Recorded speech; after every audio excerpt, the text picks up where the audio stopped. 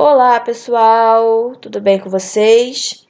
Estou aqui para mais uma aula de ciências que fala sobre as partes de uma planta.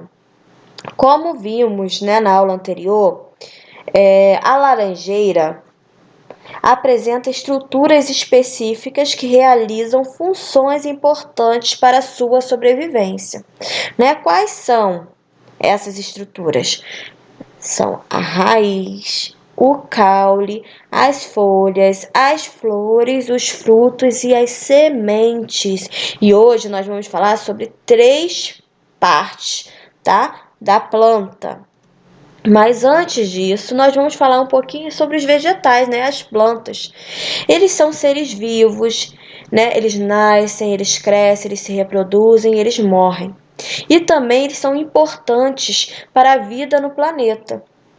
É por meio deles que nós obtemos o gás oxigênio para a nossa respiração e assim sobrevivemos. E além disso, eles também, lá no processo da fotossíntese, eles absorvem o gás carbônico do nosso ambiente, E isso é bom, sabe por quê? Porque o gás carbônico, em grande quantidade na nossa atmosfera, ela deixa o planeta mais aquecido, Mais quente. Então, quando a planta ela absorve esse gás, aí o nosso planeta fica, agradável, uma temperatura agradável. Então, por isso que nós sempre falamos em preservar a natureza, em preservar a planta, Além de outros benefícios que também ela nos dá, ok? Agora nós vamos falar sobre... Vamos lá, uma pergunta para vocês primeiro. Você sabe quantas e quais são as partes de um vegetal? Você sabe quais são as partes da planta? Então vamos conhecer? Aqui nós temos uma árvore linda. E a primeira parte que nós vamos ver, é a folha. A segunda, caule. E a terceira, a raiz, ok? Nós vamos começar falando sobre as partes da planta e qual é a função de cada parte. Primeiro nós vamos falar sobre a raiz, Ela tem uma função de fixar a planta no solo e retirar a água e sais minerais, certo? E também, há algumas plantas que são aquáticas, como a Vitória régia. Existem outras que são consideradas aéreas. Mas aéreas, tia Alessandra, como assim? A orquídea. A orquídea ela é considerada uma planta aérea, por quê? Porque ela não necessita do solo ou da terra, sabe? Para ela para ela se desenvolver. Vocês lembram, lá na nossa escola, no parquinho, tinha uma árvore enorme, Essa árvore, ela estava cheia de orquídea no tronco dela. Então, ali você poderia observar, que ela não precisa do solo ou da terra para ela se desenvolver. E elas eram lindas, ainda, porque elas continuam lá. Quando nós voltarmos, tia Alessandra vai mostrar para vocês.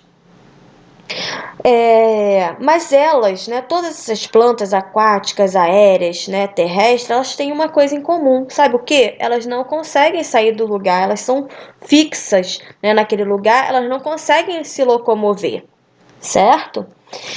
E existe raiz que ela é comestível, certo?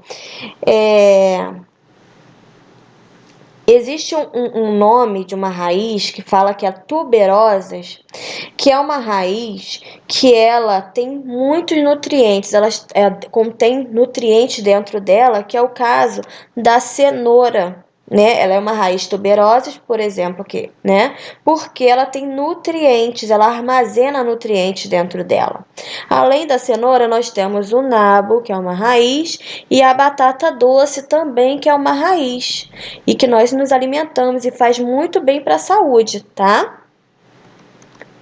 Outra parte da planta é a folha.